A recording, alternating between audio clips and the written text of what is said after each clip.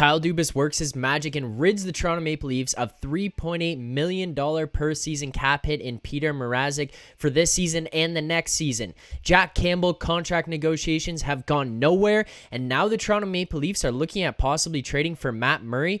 Breaking down all of the Toronto Maple Leafs goalie rumors, goalie drama, and everything surrounding the Toronto Maple Leafs future netminders here.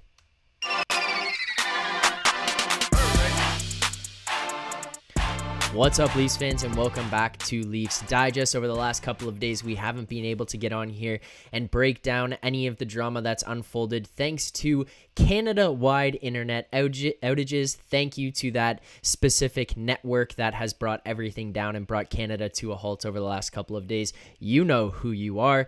But Leafs fans, now that we are back, now that we are up and running again, let's dive into what's gone on over the last couple of days. First things first, the very first domino to fall in this goalie saga is Petr Mrazek being traded at the draft. Now, the Toronto Maple Leafs, obviously Kyle Dubas last season in the offseason signed Petr Mrazek to what we thought at the time was a pretty good contract in $3.8 million per to be the 1B goaltender here. Jack Campbell was an unproven guy, $3.8 million to Petr Mrazek, who had been a good goalie throughout his career, a good tandem goalie at minimum. Coming here on that deal, we thought, hey, maybe this is a good opportunity to give Jack Campbell a little bit of a buffer zone to see what he can do. He hasn't played a full season. He hasn't played a huge workload yet in his career. Let's give him a backup goaltender in Petr Mrazek to hopefully alleviate some of the tension. Well, that did not work, and Petr Mrazek was a failure of a signing by Kyle Dubas. Maybe the guy can turn things around in the future, but at $3.8 million to take a gamble on a guy for the next 2 seasons, when you're in win now mode and you're pressed up against the cap, it's just not going to work. So, Kyle Dubas, being the wizard that he is in the trades that he's made to get out of some of these situations, some caused by himself, some got caused by a previous GM in Lou Lamoriello, we've seen this guy get creative at the draft, at trade deadline, or approaching trade deadline to get out of some of these situations. And this year, it was nothing short of what he's done previous. He moved on from Petr Mrazek in $3.8 million in cap space to get 13 picks lower in the draft. They moved from the 25th pick to the 38th pick. Now, some people are going to look at this and say, wow, you traded out of a first-round pick to get out of that. What a disaster. I'm not particularly looking at it that way, and here is why. First things first, this was a very unpredictable draft. A lot of these kids have not played a significant amount of hockey over the last little while, missing a full to almost 2 full seasons because of the COVID situation. A lot of the kids weren't able to get out onto the ice as much or play in team settings or just be showcased or have a rhythm that they would normally be in going into this. So a lot of the scouting was going to be missing pieces, or these kids just haven't fully developed or shown what they can in the time that they've been playing. So from that perspective, it was a little bit unpredictable. Now, the second piece of all of this is that this draft in general just wasn't as strong as previous drafts. So you're not going to be able to get that much of a difference. And the final piece in this is that moving from 25 to 38, a 13 place drop or a 13 draft position difference in the grand scheme of things isn't that much. Yes, we traded out of the first round and got a second round pick, but 13 spots, it's not that significant. So I look at this one and I say to myself, you know what? To move down 13 places and rid yourself of Petr Mrazek and essentially erase that brutal contract signing, I am okay with that. I can accept that and I can move on. Now, just a little tidbit adding on to this, the Toronto Maple Leafs ended up drafting Fraser, Minten, who they believed should have been ranked much higher or should have gone much higher in the draft than he did, and they felt lucky that he got to them at 38. Now, I'm just going to go out here and throw this out. Pretty much every single GM is going to say that about the guys that they draft.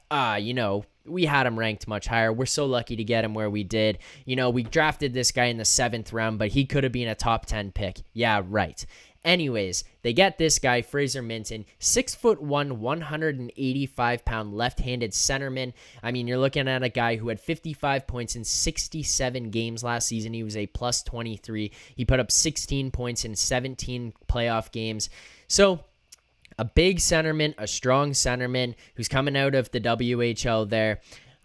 pretty good pick. They seem pretty happy with it. And according to all the scouts and the draft analysts out there, this is a good pick for the Toronto Maple Leafs, getting him at 38. Good stuff. And you trade away 13 picks. You trade down 13 picks in order to alleviate $3.8 million of cap space. That is big. Now, why is this big? I will refer to Chris Johnston of TSN for this one. Chris Johnston tweets out after saying, Kyle Dubas says the Leafs now own enough cap space to take a run at any available goaltender. That includes pending UFA Jack Campbell, who Dubas plans to meet with in the days ahead. So, opening up that cap space not only allows you to go and sign some free agents or make some trades, but this allows you to go and sign the guy that most Leafs fans and management here are actually looking for in general. Jack Campbell. We would like to be able to bring him back. Now, are we going to be able to? Unknown. We don't know where this guy's going to sit. It's reported that he's looking for $5 million or more AAV, which is a tough sell for this Leafs team when you're going to go and try to fit in a goaltender into this cap situation and be able to add guys in free agency or trade for some guys to bolster your lineup heading into next season. That being said, it does also open up some cap space for signing a guy like Rasmus Sandin, bringing him back, or acquiring some other free agents. When we're looking at the Jack Campbell situation, we got to look at the fact that he's been demanding a whole bunch of money. Kyle Dubas and Toronto Maple Leafs have come to them and counter-offered, but Dubas has been unsuccessful in getting them down from the number, Campbell and his agent, that they originally presented.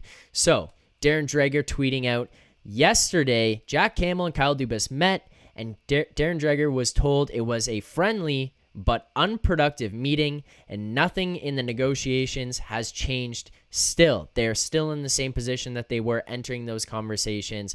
Nothing has changed. Nothing has moved. Campbell and his agent are still looking for these same things. This is quite unfortunate.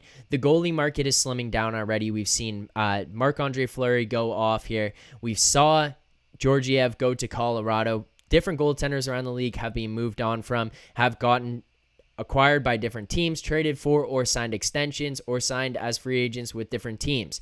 So, one thing that we have noticed is that Chris Johnston, and when you take Darren Dreger's tweet here, is that Chris Johnston said they may be able to go and acquire somebody else or sign a free agent or sign their own free agent in Jack Campbell, and then Darren Dreger coming in and saying Jack Campbell's negotiations have gone nowhere. Well, different teams around the league might be looking to move on from some guys. One guy I look at in particular is a guy who could be unhappy in the situation he's in, Cam Talbot.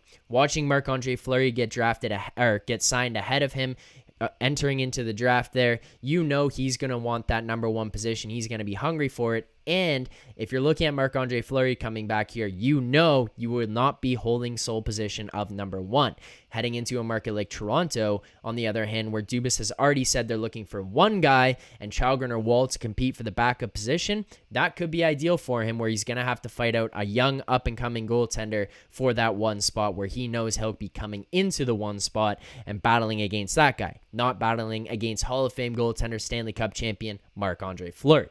So, interesting stuff there, but with Jack Campbell not being able to get signed here because he has not budged from his original ask that he came in at over $5 million, probably a long-term, likely 5 by 5 or 5 by more than 5, it appears that the Toronto Maple Leafs have entered talks in the trade market, which can be a little bit concerning, especially when that guy that they've entered trade talks with could be Matt Murray from the Ottawa Senators. Elliotte Friedman reporting, word is that Ottawa and Toronto have intensified discussions around Matt Murray. We will see how things play out, but those conversations continue.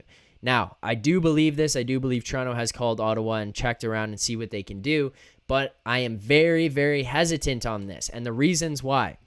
Matt Murray has not been very good the last 3 seasons. He had his good stint in Pittsburgh. They won their cups. He played a bad season in his final season with Pittsburgh, enough so that they said, we can move on from this guy. He goes to Ottawa, signs $6.25 per, where he's still in that contract for the next 2 seasons. And if you're going to acquire him, the only reasonable way that Toronto could do this is if Ottawa eats salary. Why would you go trade for Matt Murray for the next 2 seasons at $6.25 when you could sign Campbell likely for around the same amount or less. I would much rather have the guy we know has been here. We know the guy is willing to play, isn't sitting out with injuries or illness or missing games because he just doesn't want to play, which is all being reported about Matt Murray and his time in Ottawa. And by the way, the guy is putting up brutal numbers. And as much as you might want to say about Ottawa and, oh, they're a bad team, guess what? They've got guys in front of them, and they aren't as bad as they probably were in their standings based on the fact that they had a brutal goaltender in net. Matt Murray last season, 3.05 GAA, a 906 save percentage. The year before that, 3.38 GAA, an 893 save percentage, a 10-13-1 record. And his final year in Pittsburgh, which is the year before that, 2.87 GAA and an 899 save percentage on what was a pretty good Pittsburgh team. So there is some flaws in this guy's game. Clearly, there's a lot going on. Maybe it's mental, maybe it is physical, maybe some things lingering over. But I personally would not be looking at Matt Murray as the replacement to Jack Campbell coming in at 6.25 unless Ottawa can eat a whole bunch of that salary, and for me to be comfortable with it, he'd have to be sitting somewhere below 4.5 per season.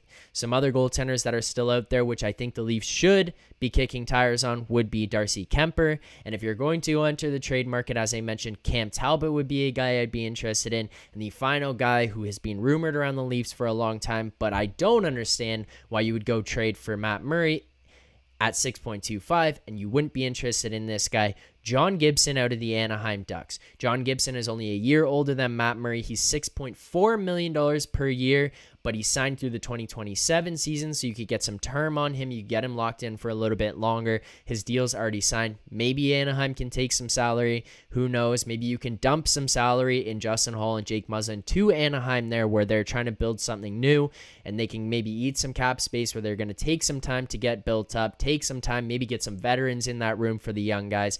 They're not in win now mode. Clearly, if they're shopping John Gibson or have some interest in moving on from John Gibson anyways, they are not trying to win right this second, so maybe you can unload some more salary there. But I would be looking at John Gibson. He did struggle last season. He didn't have the greatest year before, but again, I would say that Anaheim team was not very good, probably compared to Ottawa, even worse than Ottawa was.